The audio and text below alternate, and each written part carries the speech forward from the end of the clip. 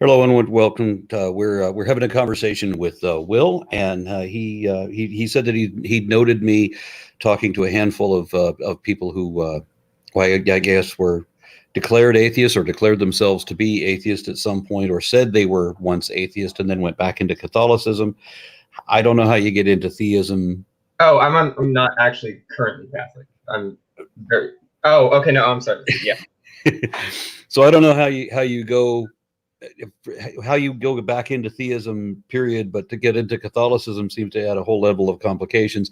And so Will sent me a communication saying that he's coming out, he's going the other way, he's coming out of Catholicism, and wanted to share some of that. So I guess coming out of Catholicism. Will, take it away. Yeah. So, am I allowed to say like names of places and that kind of thing? Just try not to incriminate anybody. Oh, okay. Yeah. No, I'm good with that. Okay. Like, So, but yeah. Um, I'm from the Lincoln Diocese originally, which we would call it the Little Rome of the U.S. or some bullshit like that. But and basically okay, so how the Catholics break up the different areas of the world is there are dioceses, which are basically like counties, but for churches.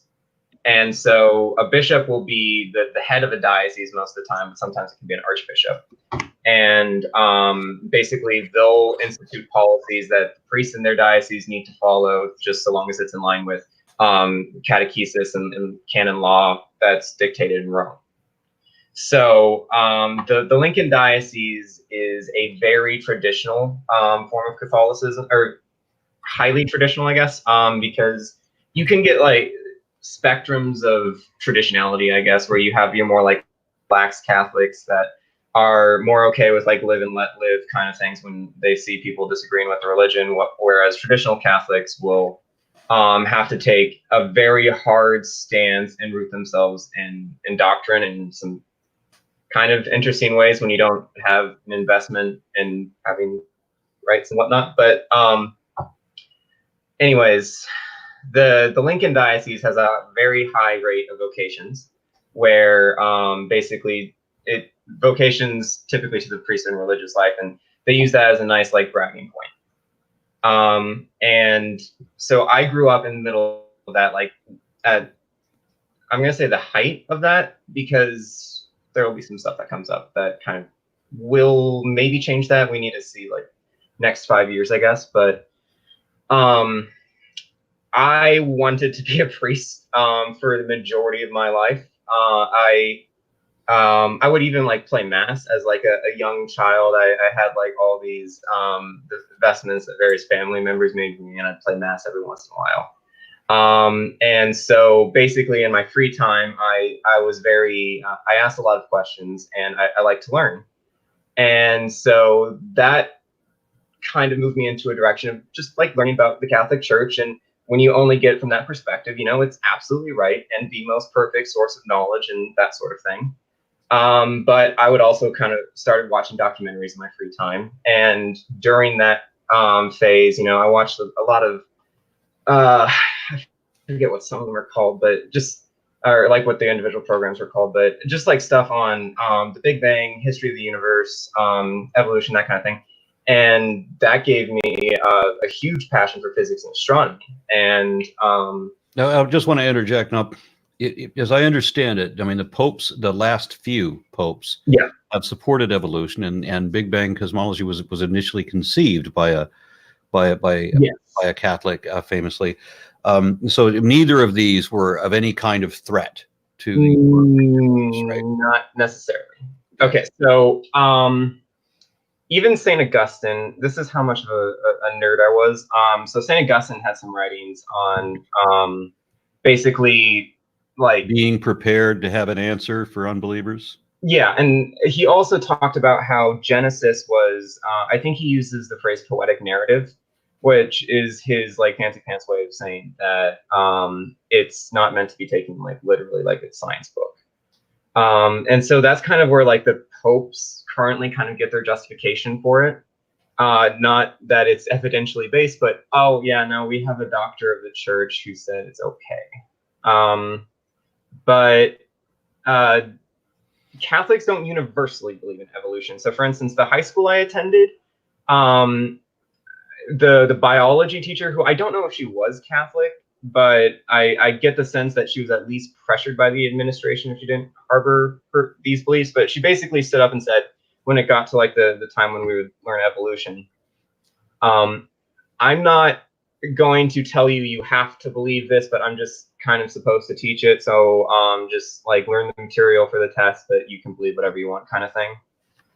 And then my junior year of high school, we had a moral theology class, and part of that class we talked about evolution, and it was a priest who taught the class, and what the priest basically told us is that there's evidence on both sides, but it was very clear he had a bias that evolution was this silly thing that doesn't make sense, and he used a video game character analogy that made no sense, but it's not. Anytime they say there's evidence on both sides, they're hiding the fact that there's no evidence on theirs. Yeah, and so like technically the Catholic Church says that, yeah, you can believe in evolution, it's cool, but it doesn't enforce that belief, because if it starts to enforce certain epistemic beliefs that are now evidentially based, it kind of lessens other doctrines that you're going to notice the disparity that are clearly not evidentially based. But okay, so anyways, I got kind of upset when that was actually like part of the curriculum in my high school. And so my senior, clarify, I mean, I've known there was a Catholic girls' school in the town where I went to high school, so I dated some of the girls from that high school, and I remember one of them was telling me that they taught evolution unapologetically at that Catholic school, and they hired an atheist to teach the class, which I thought was interesting. But I mean, so just because it's Catholic doesn't mean, as you're saying, they don't enforce that belief. They allow that belief, so the schools can teach it or maybe not. Yeah. Okay. And so I'm gonna say, like, we would not, like, my high school, you probably could not have an open atheist. There would probably be like a caveat: you can't make it even clear that you're not Catholic, just because, like, if I'm recalling in my grades, a K through 8 Catholic school I attended, they had a clear policy that you couldn't, or in terms of hiring, that you couldn't hire gay people. So I'd imagine it would be a similar kind of policy for atheism, but maybe softer, maybe not. I would actually have to look into that though, because I don't know that for sure. But anyways, senior year of high school, I need to do like a theology project, and so I decided, okay, hey, I'm gonna just like show them why this pandering to creationism is bullshit, but in a Catholic way. But that also involves actually having like some scientific sources, so I can say, hey, this thing actually has evidence while this other thing doesn't. And that actually led me to bumping into you. And then I also like bumped into Logic a little bit. He has like a series on like Ken Hovind or something. And then from there, you know, I started getting interested in the various atheist YouTube channels. And I'd watch those for mainly like entertainment, you know, like see them take on like the latest creationist kind of thing. And then I started getting, like when I watch the Trinity Broadcast Network because I just want to piss myself off. A little bit, yeah, like, yeah, but yeah. And then like I did go over to Telltale a little bit, and when like I realized atheism was really like a possibility for me, like he had this video come out, like his first video on is Catholicism a cult, and that's when I really knew, okay, no, this is I might end up an atheist type of thing. And then yeah, no, I spent the next year in denial of falling down the atheist route. That's a terrible way of describing it, but yeah. But now you seem quite young still, so I mean we're not talking very distant. Yeah, so I'm in my last year of college, but I'm close to a year now of being in a place where I could call myself an atheist, and a lot of it's coming with also just me kind of reflecting back with stuff that was taught with like the LGBT community too, because a month after I was able to start calling myself an atheist, I thought, okay, well, I was wrong about this whole Catholic thing. Maybe I'm wrong about the LGBT community too, so I need to look into that. And so I listened to some people talk about their experience with Christianity and being gay, or just like religion in general, or just like their simple old experience. And then I start listening to trans people, and I start to find out that, okay, all of these trans women talking about their experience, that's me. And yeah, so then I sit in denial of that for another month or so, and I thought, okay, maybe I'll try going to a support group and just talk things out, see how that feels. And so yeah, I do that. It felt pretty good. And then a few months, or like in early October, I thought, okay, let's just try HRT. You know, that's probably a good decision, and see how it affects, because like I can only, I forget. hormone replacement therapy. Thank you. And yeah, so I do that, and now I'm several months into it. I'm very comfortable with where I am with that, and that was ultimately good, but it's how, I guess, so it's actually why I contacted you. It's how Catholicism frames kind of its ideological concerns with it. Okay, so I'm sorry if I'm jumping around a bit. I'm sorry? But so, oh no, I said I'm sorry if I'm jumping around because I actually need to mention something else. So I'm currently studying philosophy, so I'm going to use a lot of philosophy language. So if I need to clarify something, please just stop me. What was your major? I started out as physics and astronomy, and then I defected to the humanities and went to philosophy. But yeah, so I'm a few classes short of a philosophy degree, and after that, I'm planning on law school. But anyways, so That's an specifically, interesting transition from the sciences to philosophy to law. yeah, it was a process. Okay. But no, I think it's largely turned out well, and I don't think I would have been happy as a physicist. If that's something folks enjoy, then good on them, but I'm not one of those people. But okay, so anyways, the Catholic Church has a very rigid hierarchy of both power dynamics and epistemological foundations. And so how this essentially boils down to is an interconnected system of doctrines of infallibility, which you don't actually see in a lot of other Christian denominations. You might see it more so with Mormonism or the Watchtower Society with Jehovah's Witnesses, but you're really only going to see that level of interconnected doctrines in really high control environments, which is why Catholicism, it has a very easy tendency to slide towards heavy traditionalism.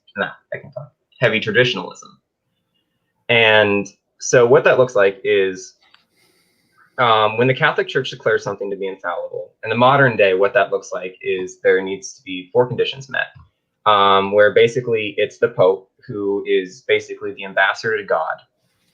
He needs to be sitting on the throne of St. Peter, and so the Pope is the successor of St. Peter, and according to the Catholic Church, there has been a continuous line of appointees from the original St. Peter, who was appointed by Christ, and whatever Bible verse that was, I don't remember.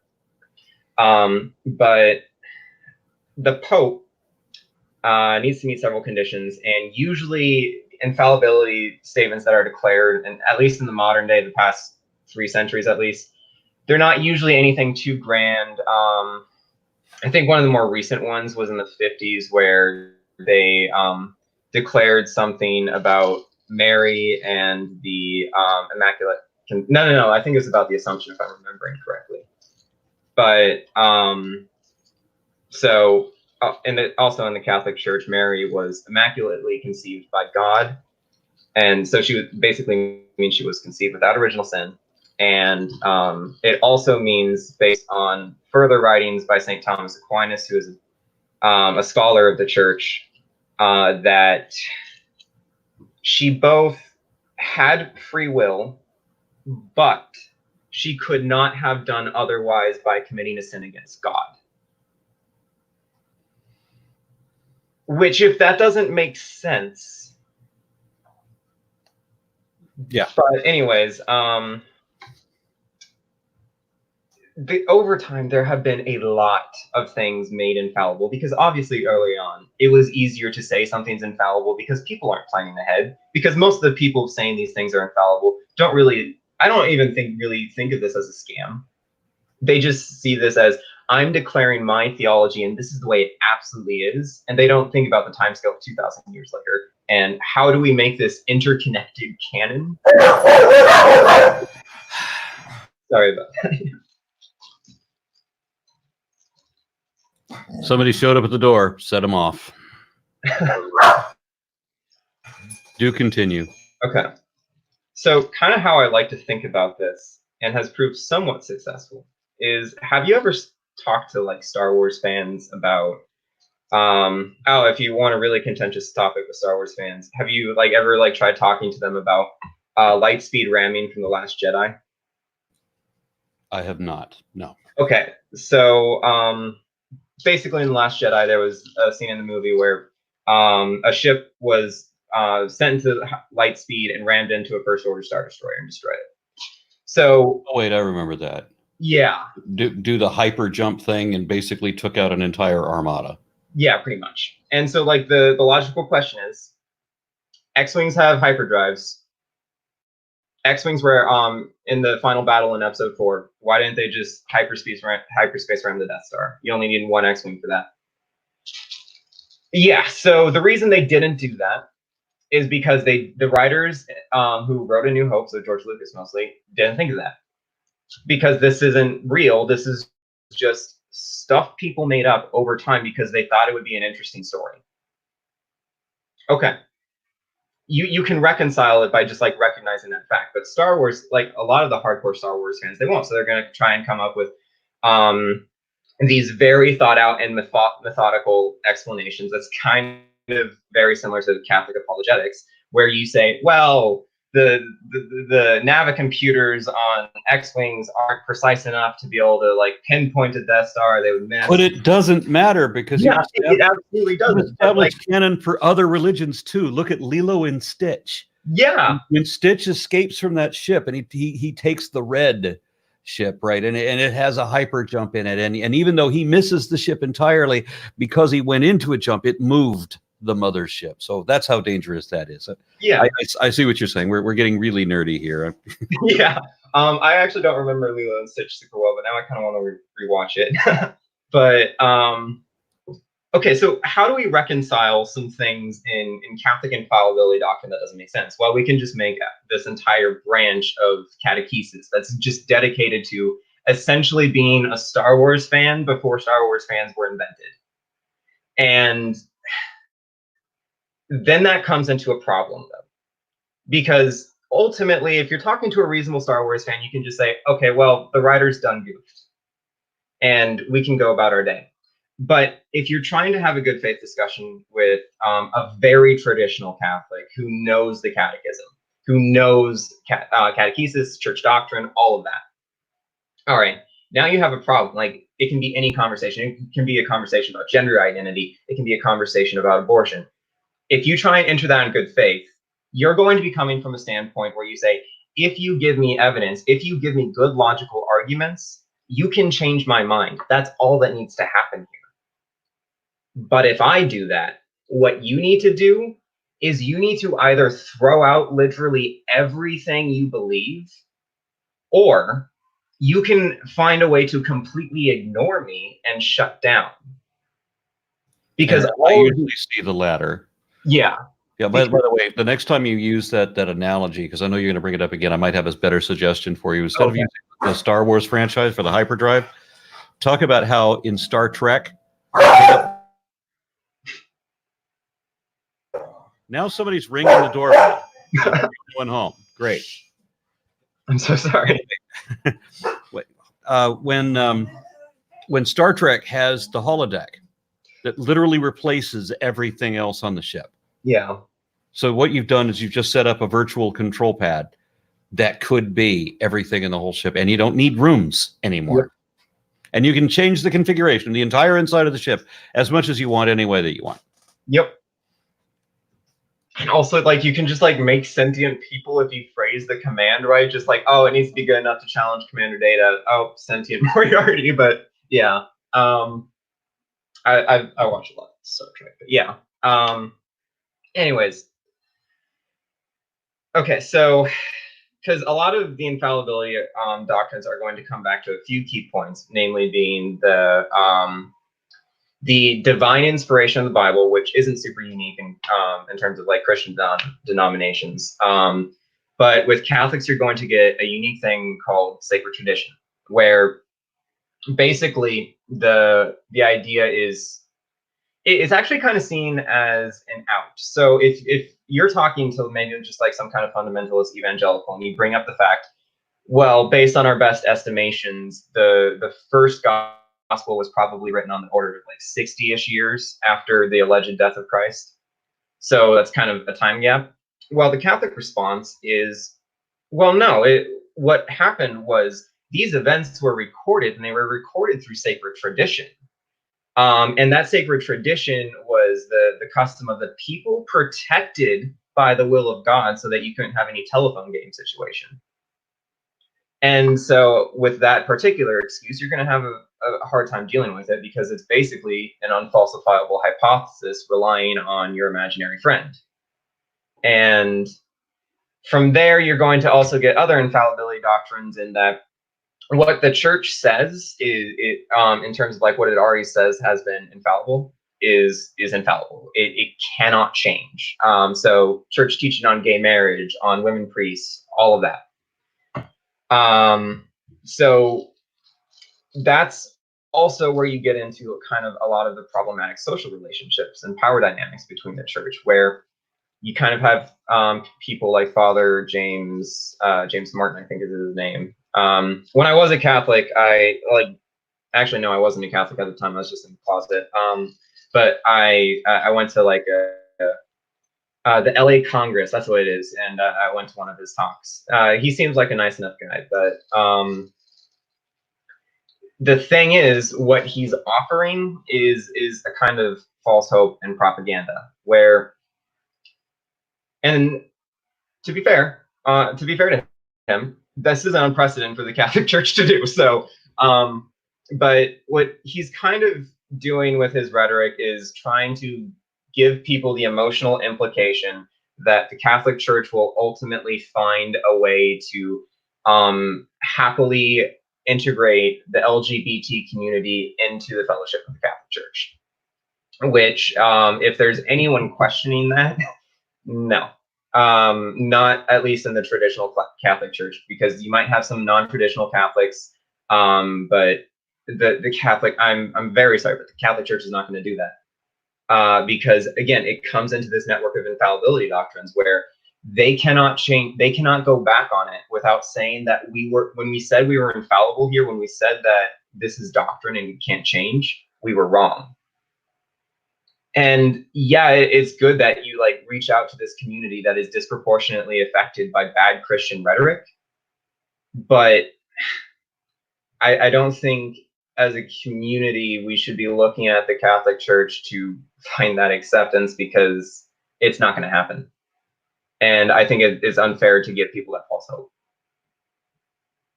Oh, I'm sorry, you're muted. Yeah, help me out here. I don't know a lot about Catholic history, but wasn't there, I forget what they call it, was it like a convention or something that happened right about the time I was born? I think it was in the early 60s, where they made certain, like Vatican II, is that what I'm thinking about? Where like, they changed a bunch of their core rules? No, so it wasn't a change. Well, it depends how you think about the word change, I guess. Particularly having to do with the infallibility of the Pope, for example. Yeah, so that's when like the 4 rules were defined. One of them is like the Pope is speaking on the chair of St. Peter, and then I don't remember what the other 3 were, but which I thought was really convenient, because now you have a Pope who is going against a lot of what the infallible popes had previously said. Yeah. And so now this new Pope has on 2 different occasions in different years announced, as if he hadn't done it before and didn't remember the backlash from before, he's announced multiple times that atheists can get into heaven. Yeah, and then you have the bishops the next day correcting his public statement, saying, no, His Infallible Eminence misspoke. Yeah, so whenever the popes, okay, so after Vatican II, okay, well, actually, to clarify, if we're talking about like what Catholic rhetoric will frame so Vatican II was an ecumenical council. If we're talking about what the rhetoric will frame the council as, they're going to look at it as not changing church doctrine, but clarifying it. So they can kind of get around the fact that they're actually like literally changing how it was before by just saying, oh no, I just made it clear now. Because I have seen some Catholic protest to this. There's a militant Catholic activist who went on quite a hate campaign over Vatican II being in doctrine or being in somehow in league with Satan. Vatican II was the ultimate corruption of. Yeah. So the traditional Catholics will. Okay. Yeah. So this actually comes into the like kind of power dynamic relationship with like the Catholic Church and its most traditional members. So the Catholic Church really wants to be like traditional. As an institution. However, what the higher ups are finding out is they can't always get away with it. So what they can do though is they can give councils like Vatican II or popular figureheads like Pope Francis that sometimes say vaguely progressive things, or that can be interpreted as vaguely progressive things. And when the traditionalists get mad at it and say, no, you're taking us away from our traditional roots, all they have to say is, no, the media is misreporting it. And sometimes the media is honestly misreporting it.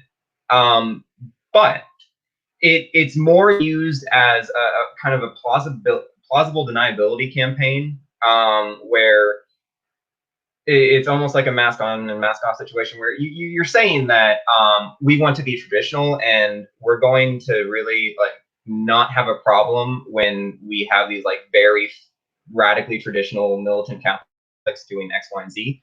But also, like, from a PR standpoint, we have to say, well, we love everybody, and atheists could potentially get into heaven, even though, definitionally speaking, within actual Catholic doctrine and documents, apostasy is a mortal sin that you cannot get rid of without reconverting into the Catholic Church.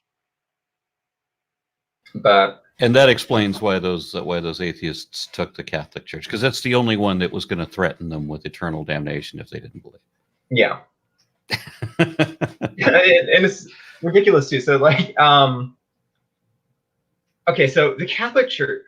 Okay, so like obviously we established with my Star Wars analogy that I'm a huge nerd, but so I love learning about like. And with my Star Trek clarification, I did know better. Yeah. But like I love learning about like lore of different universes. I love learning about Star Trek lore, Star Wars, Elder Scrolls, all of that.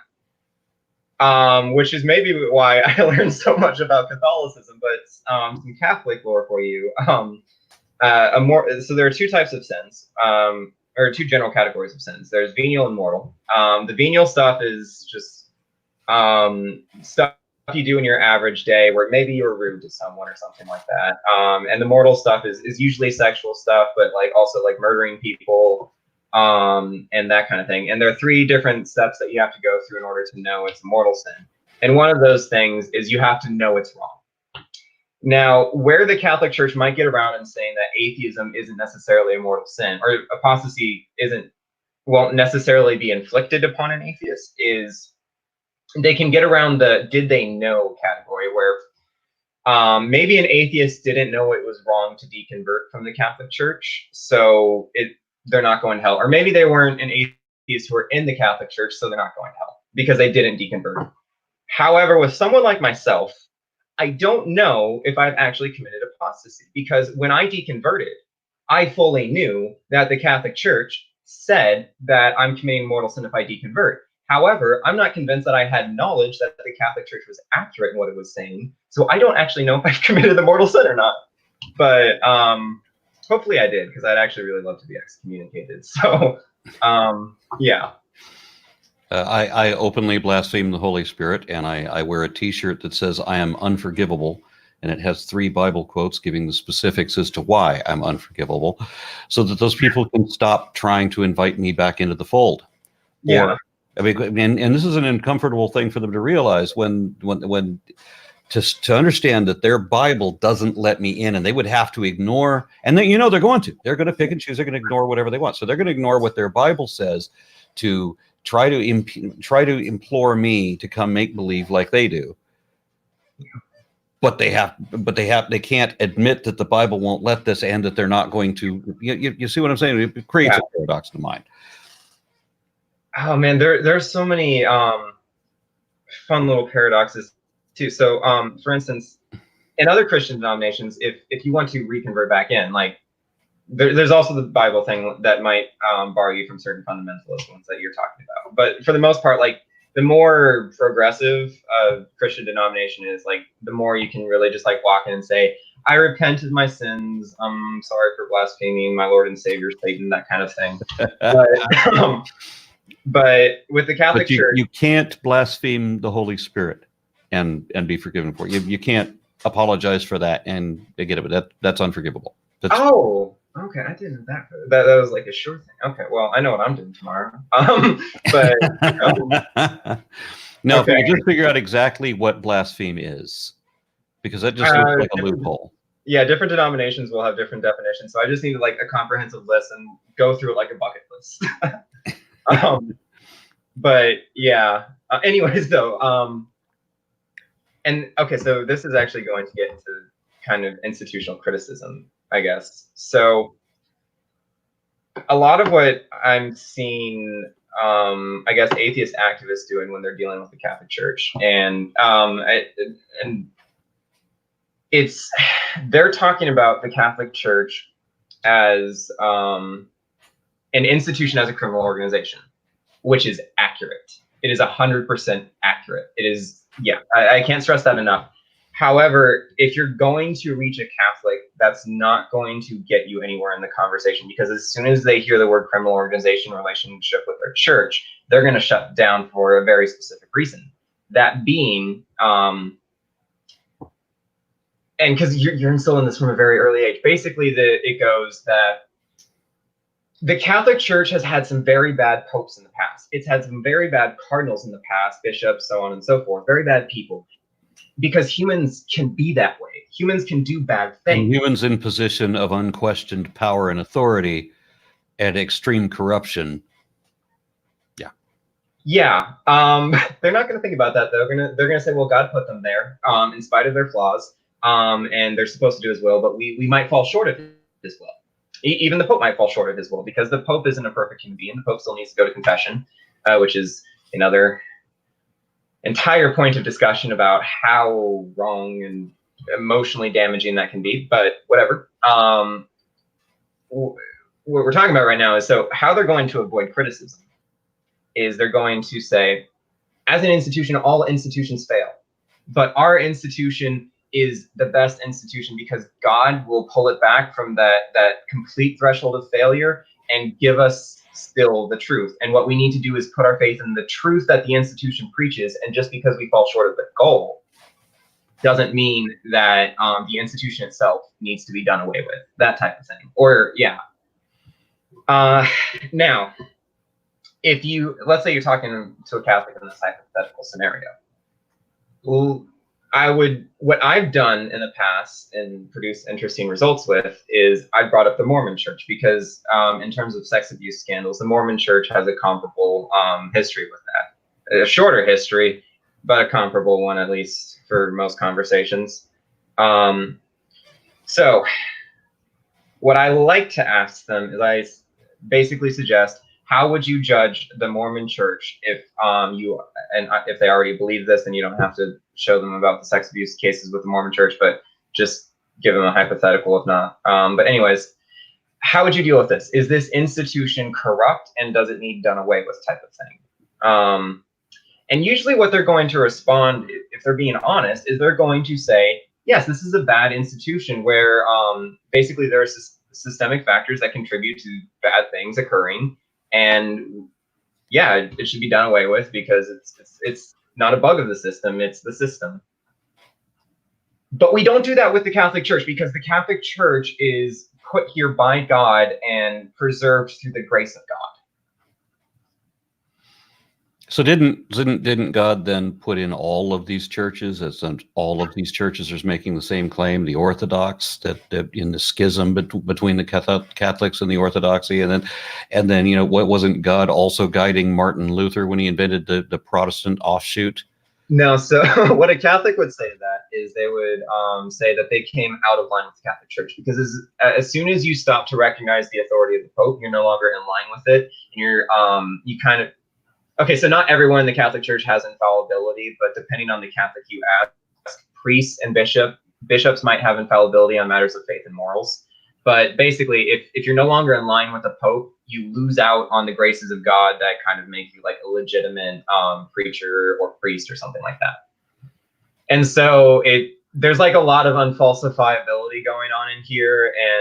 But then, of course, as I was alluding to, if you ask any Seventh-day Adventist who founded his church out of a barn in Waco, Texas, you're going to hear that God directed him personally, directly to do that. So I mean, God is directing all of these people.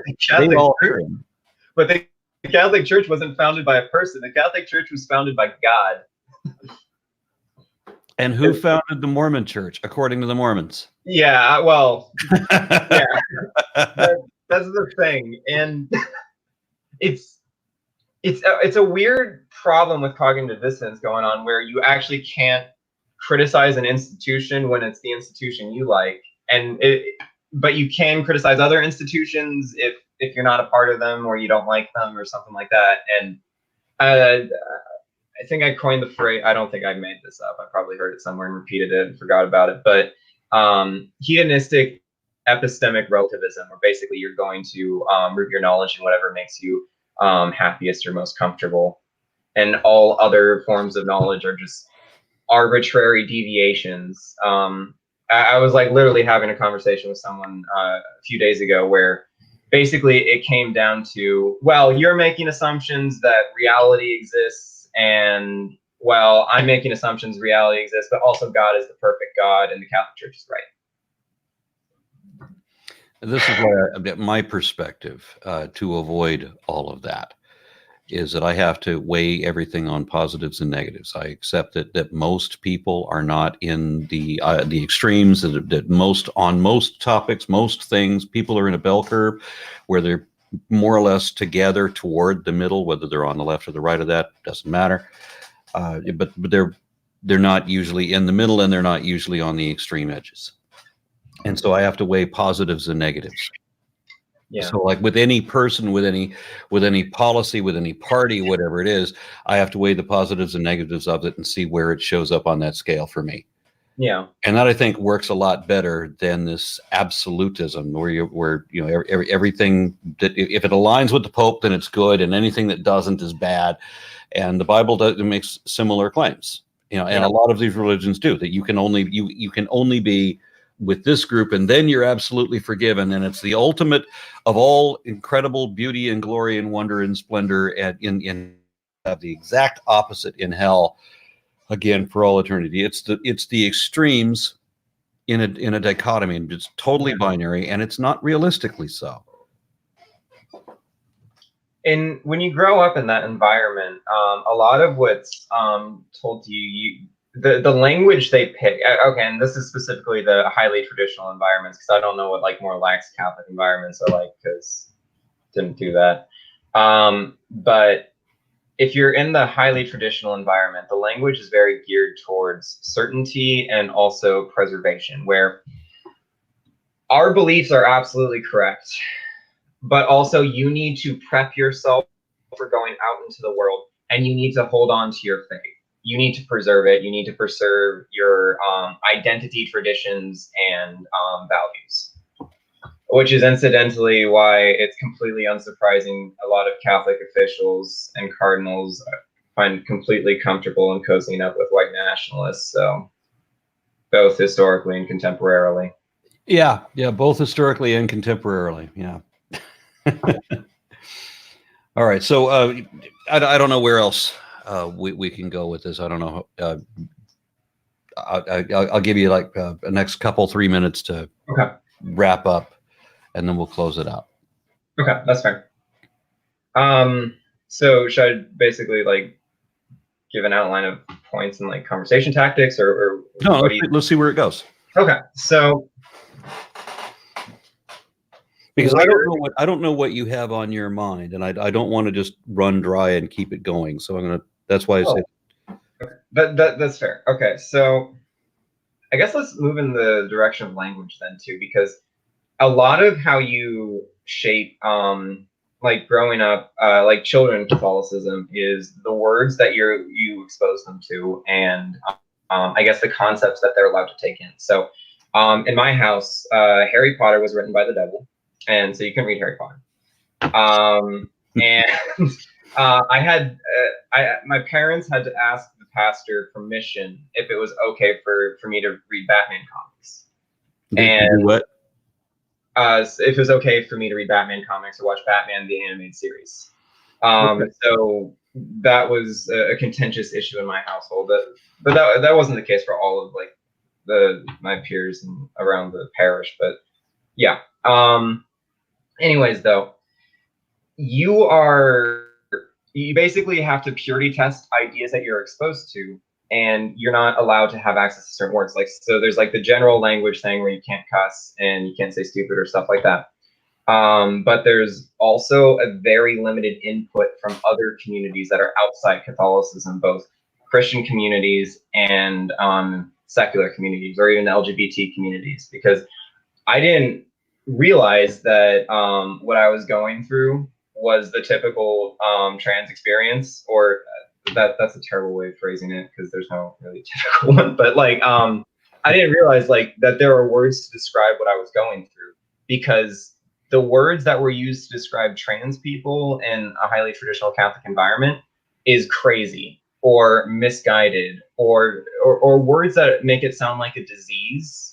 And it was treated as such, Yeah, it certainly was. But even in like 2019, 2020, because I'm watching some of like the content that comes out of the Lincoln Diocese or the Catholic Church in general, where they talk about same-sex attraction or other LGBT issues. The language they do is, I would say, in a twisted sense, well crafted and well chosen in order to frame it like a disease, or something that's malignant that you have to work past or work out of. And so if you limit the amount of ways, or like ideas that people actually have access to when it comes to describing themselves, or even just figuring out who they are, well, then they're always going to come to the conclusion, well, I'm not crazy, so I can't be trans. But for some reason, I'm having these issues. Or any number of other issues. And it's a language game that they're not letting people play when it's not on their terms. And so a lot of talking with Catholics is trying to figure out how you can play their language game, but still effectively communicate ideas that are specifically traditional Catholics, but communicate ideas that are outside of the language game they're allowed to play. Are we specifically are we only talking about Catholics here? Because I mean, what you're describing, apart from the mammoth, global organization that you're talking about, that this kind of thinking is kind of common in a lot of different denominations, isn't it? Oh, it certainly is. I guess where it comes unique with the Catholic Church is like you said, the manpower, the money power that the Catholic Church has over literally anyone else.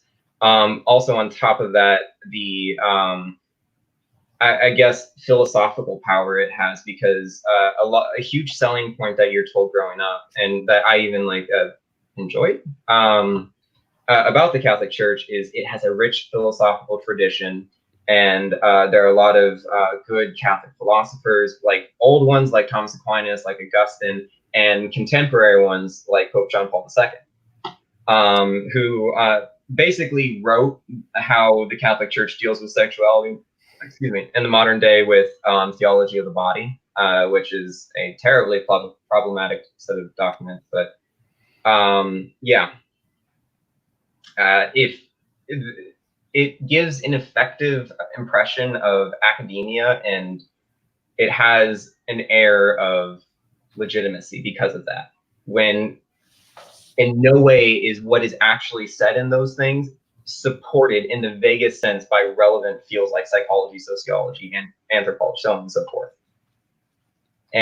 But again, if you're a big enough organization and you have a history of generating this academic material, then no one's really going to be the wiser unless they look really hard. But that's just going to be a numbers game that's going to be pretty small. So I hearken back to Darth Benedict, or what is it, Pope Ratzinger, whichever one, that said that when he was touring an African country that was AIDS infested, and he told them that using condoms spreads AIDS. Yeah, I mean that's a completely criminal statement. And that's one of the many reasons that he became the only pope that had to be removed or had to retire or and live out the rest of his days in seclusion somewhere. Yep. He did write a book though that recently came out, so that's cool. I haven't read it yet, but I probably should. A literal Hitler Youth. Yeah. But again, the Catholic Church will find some way of getting around that, because that's what it does, is it finds figures and it turns them into propaganda heads for what is most advantageous for the age. Right now, what's most advantageous is a fake progressive pope like Pope Francis, where the only thing he's only like tangentially progressive on is climate change. And the reason he's progressive is because, unlike other popes, he acknowledges it exists. And so he can't say that he's owned by the fossil fuel industry like so many American evangelicals are. So I guess I can see that point. All right, like I said, we'll go ahead and close up. Final statement, if you like, and thank you for being on. Yeah. So thank you for having me on, and thank you for actually seeing my emails. I didn't really expect that, if I'm being honest, but thank you. And thank you for all the work you do for the atheist community and all other communities that are affected by traditionalist religion. And yeah, keep it up, and thank you. Well, I meant for you to plug yourself instead of David. I have no YouTube channel. Okay. I have nothing. I'm just like a humble philosophy major that just like talks to people on the streets whenever they're going to listen to me. But and since you have no soul anymore, you've decided to become a lawyer. Yeah. But maybe I should start a YouTube channel. We'll see. Okay. All right. Well, good to meet you. Thanks for being here. Have a good one.